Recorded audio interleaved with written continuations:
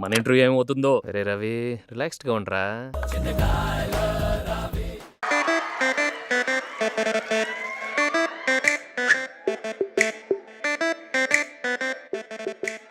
May come in sir.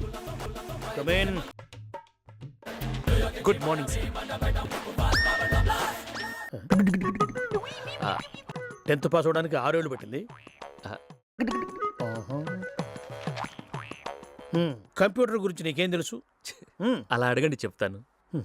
అందరూ పడుకున్నాక metre machine on చేస్తే దేశీ బాబా, hot girls, దూద్ వాలా, Indian masala.